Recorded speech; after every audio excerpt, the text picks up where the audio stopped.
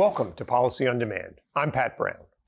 PwC's annual tax policy outlook is out this week, and joining me to talk about what's covered in this must-read document are Rohit Kumar, Todd Metcalf, and Janice Mays. Rohit, Todd, Janice, welcome. Thank you, Pat. So, Rohit, let's start with you.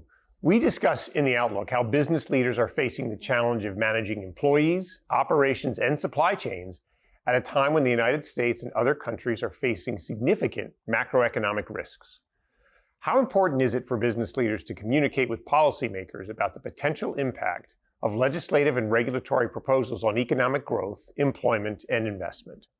I mean, look, I think it's particularly important because if we're not in a golden age of industrial policy, we're at something approaching it. There's a lot of interest in a couple things, like onshoring and reshoring operations, right? We saw some evidence of that last year with the Semiconductor Act, right? $50 billion or so of grants to onshore or reshore semiconductor production. But there's also sort of a collateral interest in, sort of getting operations out of China. That's like really bipartisan interest. Like the hawks have arrived in Washington, D.C. with respect to China policy. And so even if that's not getting it, bringing it back to the United States, which in a lot of cases might not be economically feasible, sort of shifting operations to other jurisdictions, hedging bets, things like that. And, Congress really wants that policy outcome. And some of it is politics for the sake of politics, say we did this. But at the end of the day, they really want this to work. And so it's important for business leaders to say, okay, if you want us to engage in these following things, here are the policy choices that would actually facilitate the outcome versus here are the things that make me feel good, you could run a campaign on, but are not really going to, move the needle in terms of changing economic behavior. Yep. Janice, let's bring you in here. We discuss in the outlook how Republican control of the House means any tax legislation will require bipartisan support to clear both chambers of Congress. Considering the challenges that House Republicans have recently experienced in electing a speaker, how likely is it that the new House Republican majority will be able to reach agreements on bipartisan legislation with President Biden and the Democrats who control the Senate? Let me just say they're not ready yet. That House Speaker's protracted election showed the nation how hard actually legislating will be. Less than half the House Republicans have ever served in the majority. And like the Tea Party Republicans and those progressive activist Democrats before them, they're going to have to learn that governing requires compromise. A bill that passes the House with just Republican votes is not going to garner 60 plus votes in the Senate that will be necessary.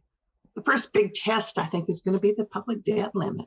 Maybe this summer, and action on that is going to be difficult for them. And on tax, there's little that both sides agree on.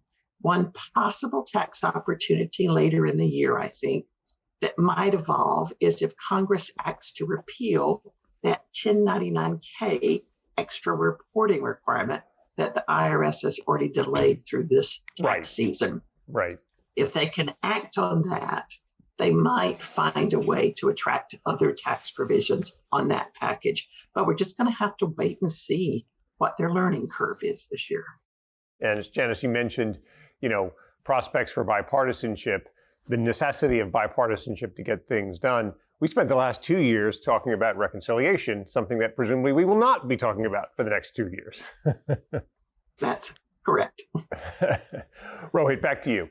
The outlook notes that Treasury Secretary Janet Yellen recently informed House and Senate leaders that the United States would reach the current, hard to say this with a straight face, $31.4 trillion debt limit on January the 19th. Although legislation to increase the federal statutory debt limit is considered must pass, at least we hope so, what challenges could the new Congress face in taking action on such legislation? Yeah, look, this is going to be challenging, and we should be prepared for this to dominate the sort of political conversation for the next several months, maybe the first half of the year. While we hit the statutory debt limit this week, we don't actually have a deadline. The action forcing deadline is not till much later in the year. In the letter that Secretary Yellen sent, she said no earlier than early June. Other estimates suggest if we can get to June 15th when estimated payments hit, that'll get us through June and into July. But I think this has to be dealt with before the sort of August recess. And it's going to be a challenge. Speaker McCarthy made several commitments in conjunction with being elected Speaker to ask for certain things or demand certain things associated with the debt limit, none of which Senate Democrats will be interested in, and even in the President Biden will also not be interested in. Right. So the challenge is going to be, what is it that can get a majority of the majority? What can get at least half the House Republican caucus that can also get 60 votes in the Senate that President Biden will sign? Right now, the red lines that people have drawn on the page don't overlap at all. There's like no obvious compromise available. They will have to find it. Because if they don't, and I think one of the things that will be important for business leaders to communicate is the importance of not defaulting on the debt, because there is a cohort that takes the view, this is no big deal, we'll just prioritize our payments, we'll pay the bondholders, we'll pay the interest, and the rest of it will kind of be okay.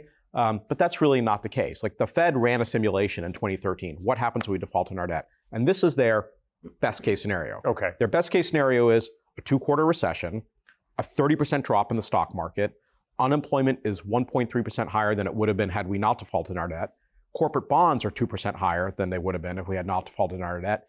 And even 2 years later, the economy is 3.5% smaller than it would have been had we not defaulted on our debt. And again, this is the best case scenario, and only focuses on the short term, the first couple of years, doesn't factor in long-term higher borrowing costs or what might be the downsides of knocking out the central pillar of the global financial system, which is the unassailability of the dollar. So the first thing that needs to happen is understanding this is something that can't happen. We cannot engage in the self-inflicted injury, and then that will facilitate the, okay, what does the negotiating space look like? It is going to be a challenge, and I think everyone should be prepared for this to go kind of down to the wire, very much like in 2011, where we came within a couple of days of defaulting on our debt.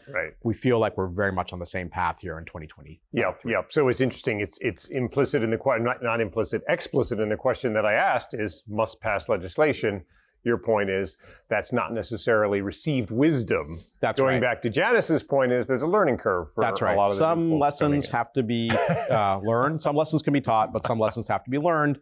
And although it's been several years, we may have to relearn this lesson collectively before we can take action. Okay, Todd.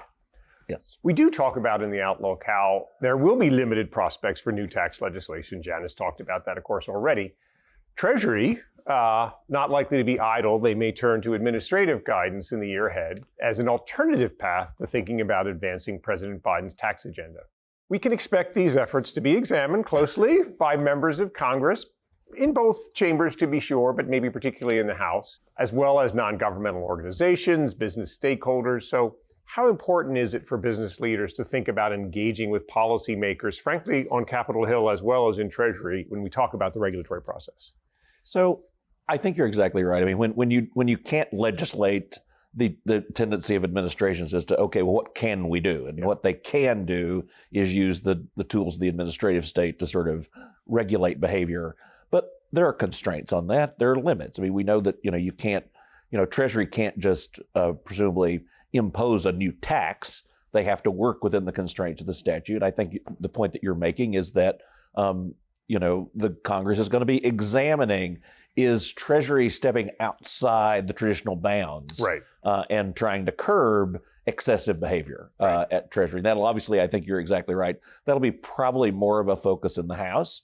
But there are areas, the OECD project, et cetera, which has attracted sort of bipartisan interest and is Treasury overstating what its authority is. And I think we can consider that that's going to be a point of interest on both sides of the Capitol.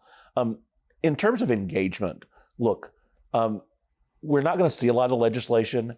That doesn't mean that either the House Republicans or Senate Democrats or the minority in both chambers aren't going to be developing proposals. They're going to be thinking about, okay, one day we're not going to be in the minority. One day we're going to be able to legislate again. What can we do? And so whether it's at Treasury or the Hill, this is not a quiet period for business leaders to sit on the sidelines. This is a period where they need to be engaged. Because as I like to say, whether policy is good or bad, it never goes away. If you allow bad policy to be developed, at some point, somewhere down the line, whether it's from a regulatory perspective or legislative perspective, someone's going to say, oh, hey, I've got this thing in the file drawer. Let's try this. And so engagement is critically important. And Todd, this is a point I have learned from you and from Janice, particularly on the House side. the party that's in the minority tends to have a little bit more availability and more accessibility. A lot of free time. Right. Yeah. And so it's really an opportunity, and therefore I think if one doesn't take advantage of it, a missed opportunity to form those relationships, start having those conversations, because to your point, ideas are being developed and incubated during this period throughout both chambers. Yeah, it's a really key point. Well, that's all the time that we have. So Todd, Rohit, and Janice, thanks so much for joining us. Thank you for having me. It's great to be here. Thanks a lot. A note to our viewers, a link to our 2023 Outlook is included in the description of this episode. Thank you for spending this time with us, and take care.